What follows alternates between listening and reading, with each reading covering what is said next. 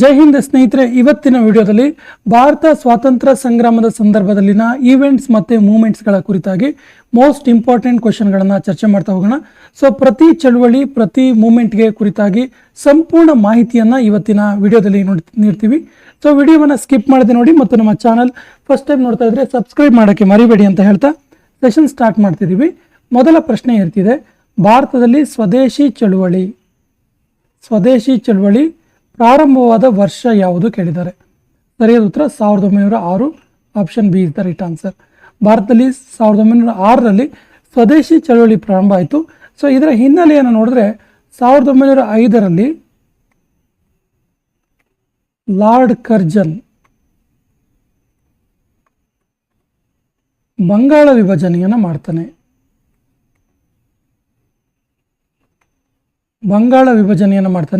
ಈ ಬಂಗಾಳ ವಿಭಜನೆಯಾದ ನಂತರ 1906ರಲ್ಲಿ ಭಾರತದಲ್ಲಿ ಸ್ವದೇಶಿ ಚಳುವಳಿ ಶುರುವಾಗುತ್ತೆ. ಈ ಸ್ವದೇಶಿ ಚಳುವಳಿಯನ್ನು ಕಲ್ಕತ್ತಾದ ಟೌನ್ ಹಾಲ್ನಲ್ಲಿ ಆಗಸ್ಟ್ 7, 1905ರಲ್ಲಿ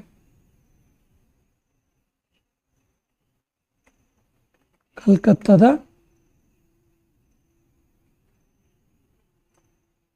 ಟೌನ್ ಹಾಲ್ನಲ್ಲಿ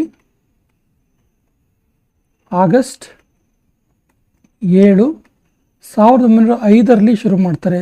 1906 ಅಲ್ಲ, 1905. 1905ರಲ್ಲಿ ಈ ಸ್ವದೇಶಿ ಚಳುವಳಿ ಶುರುವಾಗುತ್ತೆ ಕಲ್ಕತ್ತಾದ ಟೌನ್ ಹಾಲ್ನಲ್ಲಿ. ಭಾರತದಲ್ಲಿ ಸ್ವದೇಶಿ ಚಳುವಳಿಗಳ ಮಹತ್ವ ಏನಿತ್ತು ಕೇಳಿದ್ರೆ, ಸ್ವದೇಶಿ ವಸ್ತುಗಳ ಬಳಕೆಯನ್ನು ಮಾಡೋದಾಗಿತ್ತು. ಮತ್ತು ಆಗಸ್ಟ್ 7 ಸ್ವದೇಶಿ ವಸ್ತುಗಳ ಬಳಕೆಗೆ ಸಂಬಂಧಪಟ್ಟಂತೆ ಒಂದು ಡೇ ಅನ್ನಾಗಿ ಆಚರಣೆ ಮಾಡ್ತಾರೆ. ಏನು ಕೇಳಿದ್ರೆ ಹ್ಯಾಂಡಿಕ್ರಾಫ್ಟ್ ಡೇ. ಆಗಸ್ಟ್ 7ರಂದು ಹ್ಯಾಂಡಿಕ್ರಾಫ್ಟ್ ಡೇ ಅಂತೇಳಿ ಆಚರಣೆ ಕೂಡ ಮಾಡಲಾಗುತ್ತೆ. ಹೋಮ್ ರೂಲ್ ಲೀಗ್ ಚಳವಳಿ ಪ್ರಾರಂಭವಾದ ವರ್ಷ ಯಾವುದು? ಸರಿಯಾದ ಉತ್ತರ 1916. 1916ರಲ್ಲಿ ಭಾರತದಲ್ಲಿ ಹೋಮ್ ರೂಲ್ ಲೀಗ್ ಚಳವಳಿ ನಡೆಯುತ್ತೆ. ಹೋಮ್ ರೂಲ್ ಲೀಗ್ಗೆ ಸಂಬಂಧಪಟ್ಟಂತ ಒಂದು ಹಿನ್ನೆಲೆ ಇದೆ. ಏನು ಕೇಳಿದ್ರೆ, ಐರ್ಲೆಂಡ್ನಲ್ಲಿ ಒಂದು ಪ್ರಮುಖವಾದ ಚಳವಳಿ ಆಗುತ್ತೆ. ಸೊ ಈ ಐರ್ಲೆಂಡ್ನ ಹೋಮ್ ರೂಲ್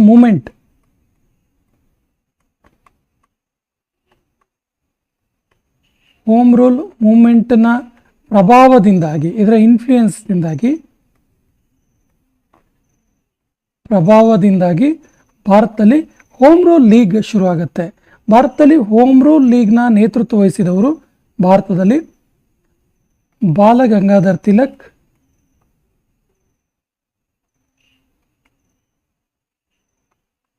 ಮತ್ತು ಅನಿ ಬೆಸೆಂಟ್. ಬಾಲಗಂಗಾಧರ್ ತಿಲಕ್ ಮತ್ತು ಅನಿ ಬೆಸೆಂಟ್ ಇವರು ಭಾರತದಲ್ಲಿ ಹೋಮ್ ರೂಲ್ ಚಳುವಳಿಯ ನೇತೃತ್ವವನ್ನು ವಹಿಸಿರ್ತಾರೆ. ಇನ್ನು ಈ ಹೋಮ್ ರೂಲ್ ಲೀಗ್ ಇದೆಯಲ್ಲ, ಇದು ಭಾರತದಲ್ಲಿ ಸ್ವಯಂ ಸರ್ಕಾರಕ್ಕೆ ಒತ್ತಾಯ ಮಾಡ್ತು.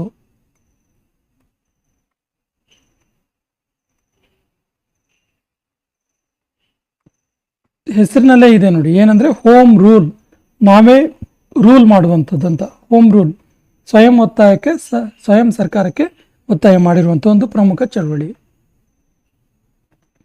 ಚಂಪಾರಣ್ಯ ಸತ್ಯಾಗ್ರಹ ಪ್ರಾರಂಭವಾದ ವರ್ಷ ಯಾವುದು? ಸರಿಯಾದ ಉತ್ತರ 1917. ಮಹಾತ್ಮ ಗಾಂಧೀಜಿಯವರು ಕೈಗೊಂಡಂಥ ಪ್ರಮುಖ ಸತ್ಯಾಗ್ರಹಗಳಲ್ಲಿ ಒಂದು ಚಂಪಾರಣ್ಯ ಸತ್ಯಾಗ್ರಹ. ಇದು ಇಂಡಿಗೋ ಬೆಳೆಗಾರರ ಪರವಾಗಿ ನಡೆದ ಸತ್ಯಾಗ್ರಹವಾಗಿದೆ. ಇಂಡಿಗೋ ಬೆಳೆಗಾರರ ಪರವಾಗಿ ಗಾಂಧೀಜಿಯವರು ನಡೆಸಿದಂಥ ಒಂದು ಸತ್ಯಾಗ್ರಹ. ಗಾಂಧೀಜಿ ಕೈಗೊಂಡ ಸತ್ಯಾಗ್ರಹವಾಗಿದೆ. 1917ರಲ್ಲಿ ಆದಂತಹ ಚಂಪಾರಣ್ಯ ಸತ್ಯಾಗ್ರಹ ಇಂಡಿಗೋ ಬೆಳೆಗಾರರ ಪರವಾಗಿ ಮಹಾತ್ಮ ಗಾಂಧೀಜಿಯವರು ಕೈಗೊಂಡ ಪ್ರಮುಖ ಒಂದು ಸತ್ಯಾಗ್ರಹವಾಗಿದೆ. ಈ ಚಂಪಾರಣ್ ಇದೆಯಲ್ಲ, ಇದು ಇಂದಿನ ಬಿಹಾರ್ನಲ್ಲಿದೆ. ಬಿಹಾರದ ಚಂಪಾರಣ್ನಲ್ಲಿ 1917 ಏಪ್ರಿಲ್ 10ರಂದು ಈ ಸತ್ಯಾಗ್ರಹ ಪ್ರಾರಂಭ ಆಯಿತು. ರೌಲತ್ ಕಾಯ್ದೆ ಯಾವ ವರ್ಷದಲ್ಲಿ ಆಯಿತು? ಸರಿಯಾದ ಉತ್ತರ 1919ರಲ್ಲಿ ರೌಲತ್ ಆ್ಯಕ್ಟ್ ಆಯಿತು. ರೌಲತ್ ಆ್ಯಕ್ಟ್ ಏನಿದ್ರು ವಿಶೇಷತೆ ಏನು ಕೇಳಿದ್ರೆ, ಇದೊಂದು ಬ್ಲಾಕ್ ಲಾ. ಭಾರತೀಯರ ಪಾಲಿಗೆ ಇದೊಂದು ಬ್ಲಾಕ್ ಲಾ ಅಥವಾ ಕಪ್ಪು ಕಾನೂನಾಗಿತ್ತು. ಏನು ಕಾನೂನಾಗಿತ್ತು ಕೇಳಿದ್ರೆ ಇದು ಈ ರೌಲತ್ ಕಾಯ್ದೆಯನ್ನು ಬ್ರಿಟಿಷರು ತರ್ತಾರೆ. ಇದರ ಪ್ರಕಾರ ಸಂಶಯದ ಆಧಾರದ ಮೇಲೆ ಯಾರನ್ನ ಬೇಕಾದರೂ ಅರೆಸ್ಟ್ ಮಾಡ್ಬೋದಿತ್ತು. ಸಂಶಯದ ಆಧಾರದ ಮೇಲೆ ಯಾರನ್ನಾದರೂ ಬಂಧಿಸುವ ಒಂದು ಕಾಯ್ದೆ ಇದು. ಅಂದರೆ ಇದು ಯಾವುದೇ ರೀತಿಯ ಸಾಕ್ಷಿಗಳನ್ನು ನಿರೀಕ್ಷೆ ಮಾಡ್ತಿರಲಿಲ್ಲ. ಸಂಶಯದ ಆಧಾರದ ಮೇಲೆ ಯಾರನ್ನು ಬೇಕಾದರೂ ಬಂಧಿಸ್ಬೋದಿತ್ತು ಮತ್ತು ಯಾವುದೇ ಲಾಯರ್ಗಳು ಇದರಲ್ಲಿ ವಾದ ಮಾಡುವಂತಿರಲಿಲ್ಲ. ಲಾಯರ್ಗಳಿಗೆ ವಾದಕ್ಕೆ ಅವಕಾಶ ಇರಲಿಲ್ಲ. ಸೊ ಇದು ಭಾರತೀಯರಿಗೆ ತುಂಬ ದುಸ್ವಪ್ನವಾದಂಥ ಒಂದು ಕಾಯ್ದೆ. ಹಾಗಾಗಿ ಇದನ್ನು ಬ್ಲಾಕ್ ಲಾ ಅಂತ ಕರೀತಾರೆ, ಕಪ್ಪು ಕಾನೂನು ಅಂತ ಕರೀತಾರೆ. ರೌಲತ್ ಕಾಯ್ದೆಯನ್ನು 1919ರಲ್ಲಿ ಆದಂಥ ಕಾಯ್ದೆ ಇದು.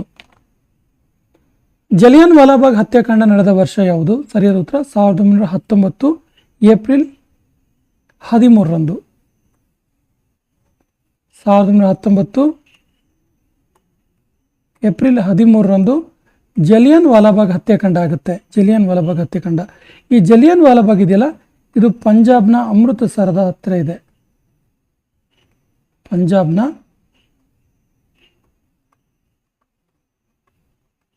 ಅಮೃತಸರದಲ್ಲಿದೆ.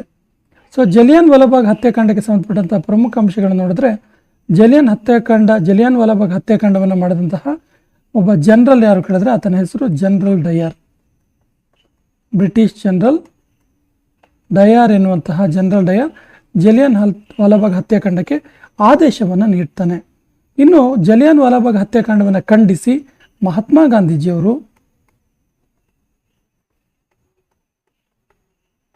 ಗಾಂಧೀಜಿಯವರು ಒಂದು ಪ್ರಶಸ್ತಿಯನ್ನು ಬ್ರಿಟಿಷರಿಗೆ ವಾಪಸ್ ಮಾಡ್ತಾರೆ. ಅದರ ಹೆಸರು ಕೈಸರ್ ಇ ಹಿಂದ್. ಕೈಸರ್ ಇ ಹಿಂದ್ ಪ್ರಶಸ್ತಿ ವಾಪಸ್ ಮಾಡ್ತಾರೆ. ಹಾಗೆಯೇ ರವೀಂದ್ರನಾಥ್ ಠಾಗೂರ್ ಅವರು ಕೂಡ ಒಂದು ಪ್ರಶಸ್ತಿಯನ್ನು ವಾಪಸ್ ಮಾಡ್ತಾರೆ. ಆ ಪ್ರಶಸ್ತಿ ಹೆಸರು ನೈಟ್ಹುಡ್.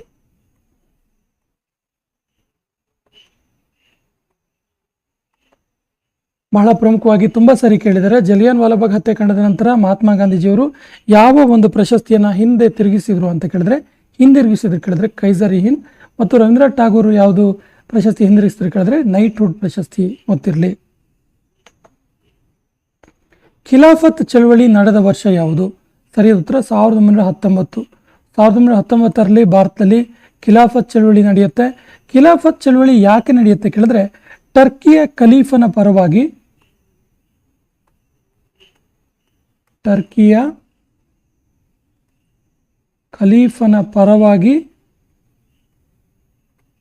ಮತ್ತು ಬ್ರಿಟಿಷರ ವಿರುದ್ಧ ಭಾರತದಲ್ಲಿ ನಡೆದಂಥ ಒಂದು ಚಳವಳಿ ಖಿಲಾಫತ್ ಚಳವಳಿ. ಸೊ ಈ ಖಿಲಾಫತ್ ಚಳವಳಿ ಇದೆಯಲ್ಲ, ಇದರ ಪ್ರಮುಖ ನೇತೃತ್ವ ವಹಿಸಿದವರು ಯಾರು ಕೇಳಿದ್ರೆ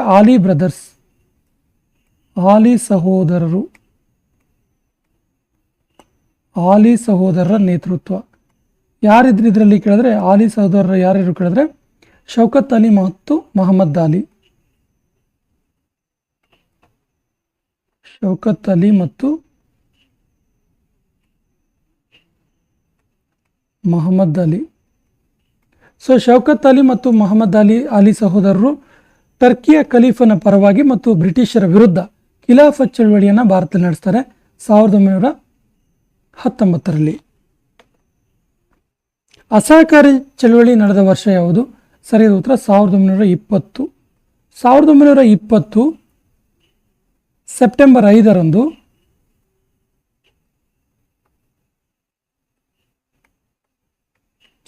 5ರಂದು ಅಸಹಕಾರ ಚಳವಳಿ ನಡೆಯುತ್ತೆ. ಸೊ ಅಸಹಕಾರ ಚಳವಳಿ ನಡೆದಿದ್ದಂಥ ಕಾಲ ಯಾವುದು ಕೇಳಿದ್ರೆ, ಭಾರತದಲ್ಲಿ ಲಾರ್ಡ್ ಚೆಲ್ಮ್ಸ್ಫೋರ್ಡ್ ವೈಸ್ರಾಯ್ ಆಗಿದ್ದ ಕಾಲ. ಲಾರ್ಡ್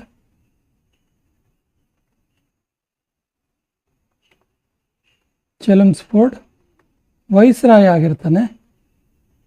ಆಗ ಭಾರತದಲ್ಲಿ ಅಸಹಕಾರ ಚಳವಳಿ ನಡೆಯುತ್ತೆ 1920 ಸೆಪ್ಟೆಂಬರ್ 5ರಂದು. ಚೌರಿ ಚೌರ ಘಟನೆ ನಡೆದ ವರ್ಷ ಯಾವುದು? ಸರಿಯಾದ ಉತ್ತರ 1922. 1922ರಲ್ಲಿ ಚೌರಿ ಚೌರ ಘಟನೆ ನಡೆಯುತ್ತೆ. ಅಸಹಕಾರ ಚಳವಳಿಯ ಸಂದರ್ಭದಲ್ಲಿ ನಡೆದಂಥ ಒಂದು ಘಟನೆ ಇದು ಚೌರಿ ಚೌರ ಘಟನೆ. ಈ ಚೌರಿ ಚೌರ ಘಟನೆ ಬಗ್ಗೆ ಹೇಳೋದಾದ್ರೆ, ಚೌರಿ ಚೌರ ಘಟನೆ ನಡೆದಿದೆಯಲ್ಲಿ ಕೇಳಿದ್ರೆ ಉತ್ತರ ಪ್ರದೇಶದ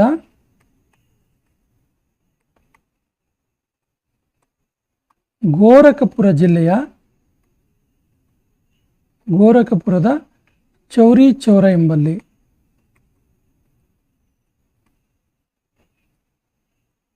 ಉತ್ತರ ಪ್ರದೇಶದ ಗೋರಖ್ಪುರದ ಚೌರಿ ಚೌರ ಎಂಬಲ್ಲಿ ಚೌರಿ ಚೌರ ಘಟನೆ ನಡೆಯುತ್ತೆ. ಸೊ ಚೌರಿ ಚೌರ ಘಟನೆ ಏನು, ಇದರ ವಿಶೇಷ ಏನಿದು ಘಟನೆ ಕೇಳಿದ್ರೆ, ಈ ಒಂದು ಘಟನೆಯಲ್ಲಿ ಅಸಹಕಾರ ಚಳವಳಿ ತೊಡಗಿದಂಥ ಭಾರತೀಯ ಚಳವಳಿಗಾರರು ಚೌರಿ ಚೌರದಲ್ಲಿ ಪೊಲೀಸ್ ಸ್ಟೇಷನ್ಗೆ ಬೆಂಕಿ ಹಾಕ್ತಾರೆ ಮತ್ತು 22 ಪೊಲೀಸರು ಮತ್ತು 3 ನಾಗರಿಕರು ಬಲಿಯಾಗ್ತಾರೆ. 3 ನಾಗರಿಕರ ಸಾವು ಉಂಟಾಗುತ್ತೆ ಚೌರಿ ಚೌರ ಘಟನೆಯಿಂದ. ಇದರ ಪರಿಣಾಮ ಏನಾಗುತ್ತೆ ಕೇಳಿದ್ರೆ, ಗಾಂಧೀಜಿಯವರು ಬಹಳ ಶಾಂತ ರೀತಿಯಿಂದ ನಡೀತಿದ್ದಂಥ ಅಸಹಕಾರ ಚಳವಳಿ ಈ ರೀತಿ ಉದ್ವಿಗ್ನ ಆಗಿರುವ ಕಾರಣಕ್ಕೆ ಅಸಹಕಾರ ಚಳವಳಿಯನ್ನು ಹಿಂಪಡಿತಾರೆ. ಅಸಹಕಾರ ಚಳವಳಿ ಹಿಂಪಡೆದರು. ಸ್ನೇಹಿತರೆ ನೋಡಿ, ಚೌರಿ ಚೌರ ಘಟನೆ 1922ರಲ್ಲಿ ಉತ್ತರ ಪ್ರದೇಶದ ಗೋರಖ್ಪುರದ ಚೌರಿ ಚೌರ ಎಂಬಲ್ಲಿ ನಡೆಯುತ್ತೆ. ಈ ಘಟನೆಯ ಪರಿಣಾಮದಿಂದಾಗಿ 22 ಪೊಲೀಸರು ಮತ್ತು 3 ನಾಗರಿಕರ ಸಾವು ಉಂಟಾಗುತ್ತೆ. ಯಾಕಂದರೆ ಈ ಅಸಹಕಾರ ಚಳವಳಿಯಲ್ಲಿ ಪಾಲ್ಗೊಂಡಿದ್ದಂತಹ ಚಳವಳಿಕಾರರು ಪೊಲೀಸ್ ಸ್ಟೇಷನ್ಗೆ ಬೆಂಕಿ ಹಾಕ್ಬಿಡ್ತಾರೆ. ಸೊ ಇದರಿಂದಾಗಿ ಗಾಂಧೀಜಿಯವರು ಬೇಸತ್ತು ಅಸಹಕಾರ ಚಳವಳಿಯನ್ನು ಹಿಂಪಡಿತಾರೆ. ಕಾಕೋರಿ ರೈಲು ದುರಂತ, ರಾಬರಿ ಅಂತ ಕರಿತೀವಿ ನಾವಿನ್ನ. ಕಾಕೋರಿ ರೈಲು ರಾಬರಿ ನಡೆದ ವರ್ಷ ಯಾವುದು? ಸರಿಯಾದ ಉತ್ತರ 1925. Option A is the right answer. 1925 August 9ರಂದು ಕಾಕೋರಿ ರೈಲು ದುರಂತ ನಡೀತು. ಇದು ರಾಬರಿ ಆಗಿದೆ. ಈ ಕಾಕೋರಿ ರೈಲು ದುರಂತ ಎಲ್ಲಿ ನಡೀತಾ ಕೇಳಿದ್ರೆ, ಉತ್ತರ ಪ್ರದೇಶದ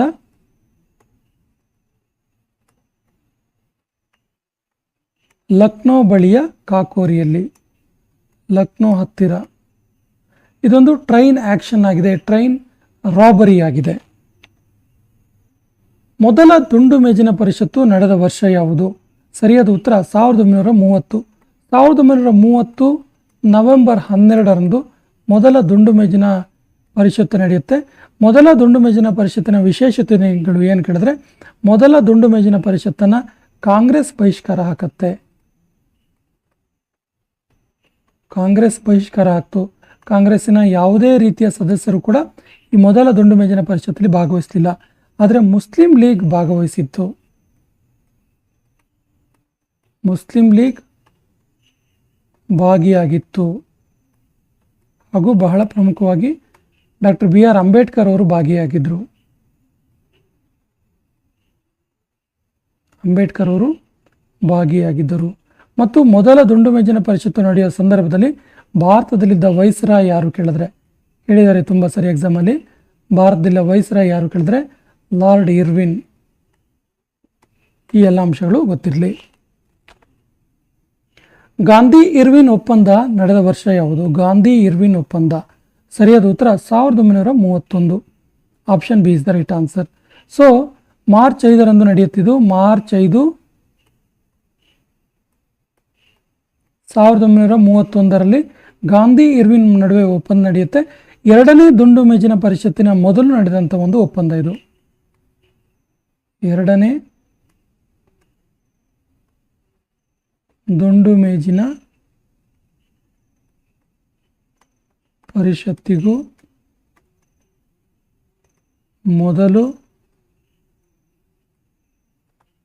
ನಡೆದ ಒಪ್ಪಂದವಾಗಿದೆ. ಲಾರ್ಡ್ ಇರ್ವಿನ್ ಮತ್ತು ಮಹಾತ್ಮ ಗಾಂಧೀಜಿಯವರ ನಡುವೆ ನಡೆದಂಥ ಒಪ್ಪಂದವಾಗಿದೆ. ಪೂನಾ ಒಪ್ಪಂದ ನಡೆದ ವರ್ಷ ಯಾವುದು? ಸರಿಯಾದ ಉತ್ತರ ಪೂನಾ ಒಪ್ಪಂದ 1932ರಲ್ಲಿ ನಡೆಯುತ್ತೆ. ಪೂನಾ ಒಪ್ಪಂದ ಯಾರ ನಡುವೆ ನಡೀತು ಕೇಳಿದ್ರೆ, ಅಂಬೇಡ್ಕರ್ ಮತ್ತು ಮಹಾತ್ಮ ಗಾಂಧೀಜಿಯವರ ನಡುವೆ ನಡೆಯಿತು. ಅಂಬೇಡ್ಕರ್ ಮತ್ತು ಮಹಾತ್ಮ ಗಾಂಧೀಜಿಯವರ ನಡುವೆ 1932ರಲ್ಲಿ ಪೂನಾ ಒಪ್ಪಂದ ನಡೀತು. ಪೂನಾ ಒಪ್ಪಂದ ಎಲ್ಲಿ ಆಯಿತು ಕೇಳಿದ್ರೆ ಪೂನಾದ ಯರವಾಡ ಜೈಲಿನಲ್ಲಿ. ಪೂನಾದ ಯರವಾಡ ಜೈಲಿನಲ್ಲಿ ಈ ಪೂನಾ ಒಪ್ಪಂದ ಆಗಿದ್ದು. ಕ್ವಿಟ್ ಇಂಡಿಯಾ ಚಳವಳಿ ನಡೆದ ವರ್ಷ ಯಾವುದು? ಸರಿಯಾದ ಉತ್ತರ 1942. 1942 ಇದು 1942. 1942ರಲ್ಲಿ ಕ್ವಿಟ್ ಇಂಡಿಯಾ ಮೂವ್ಮೆಂಟ್ ಆಗುತ್ತೆ. ಸೊ ಈ ಕ್ವಿಟ್ ಇಂಡಿಯಾ ಮೂವ್ಮೆಂಟ್ ಏನಕ್ಕೆ ಕೇಳ್ತು ಕೇಳಿದ್ರೆ ಸಂಪೂರ್ಣ ಸ್ವಾತಂತ್ರ್ಯವನ್ನು ಕೇಳ್ತು. ಸಂಪೂರ್ಣ ಸ್ವಾತಂತ್ರ್ಯಕ್ಕೆ ಬೇಡಿಕೆ. ಕ್ವಿಟ್ ಇಂಡಿಯಾ ಮೂವ್ಮೆಂಟ್ ಅಂದರೆ ಬ್ರಿಟಿಷರೇ ಭಾರತ ಬಿಟ್ಟು ತೊಲಗಿ. ಕ್ವಿಟ್ ಅಂದರೆ ಬಿಟ್ಟು ಹೋಗಿ ಅಂತೇಳಿ, ಬ್ರಿಟಿಷರೇ ಭಾರತ ಬಿಟ್ಟು ತೊಲಗಿ. ಸೊ ಈ ಒಂದು ಸಂದರ್ಭದಲ್ಲಿ ಒಂದು ಸ್ಲೋಗನ್ ಜಾರಿಗೆ ಬಂತು.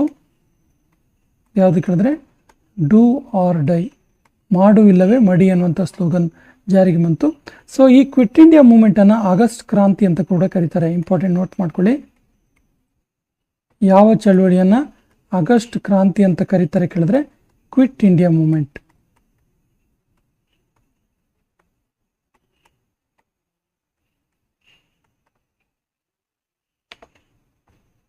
ಮೌಂಟ್ ಬ್ಯಾಟನ್ ಯೋಜನೆ ಯಾವ ವರ್ಷದಲ್ಲಿ ಜಾರಿಯಾಯಿತು?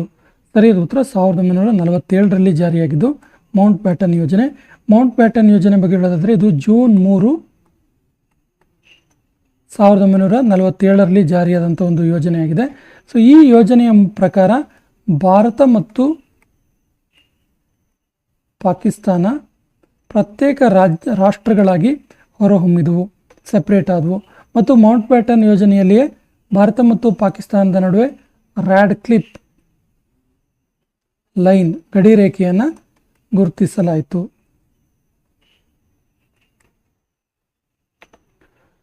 ಈ ಸೆಷನ್ ಕೊನೆಯ ಪ್ರಶ್ನೆ ಈ ರೀತಿ ಇದೆ. ವಿನೋಬಾ ಭಾವೆಯವರ ಭೂದಾನ ಚಳುವಳಿ, ವಿನೋಬಾ ಭಾವೆ ನೆನಪಿರಲಿ, ವಿನೋಬಾ ಭಾವೆ ನಡೆಸಿದಂಥ ನೇತೃತ್ವದಲ್ಲಿ ನಡೆದಂಥ ಭೂದಾನ ಚಳುವಳಿ ನಡೆದ ವರ್ಷ ಯಾವುದು? ಆಪ್ಷನ್ಸ್ ಈ ರೀತಿ ಇದೆ. 1945, 1950, 1948, 1951. ಸರಿಯಾದ ಉತ್ತರವನ್ನು ಕಮೆಂಟ್ ಬಾಕ್ಸಲ್ಲಿ ಕಮೆಂಟ್ ಮಾಡಿ. ಮತ್ತು ನಮ್ಮ ಚಾನಲ್ ಫಸ್ಟ್ ಟೈಮ್ ನೋಡ್ತಾ ಇದ್ದರೆ ಸಬ್ಸ್ಕ್ರೈಬ್ ಮಾಡೋಕ್ಕೆ ಮರಿಬೇಡಿ ಅಂತ ಹೇಳ್ತಾ ಇವತ್ತಿನ ಸೆಷನ್ ಕಂಪ್ಲೀಟ್ ಮಾಡ್ತಾ ಇದ್ದೀವಿ.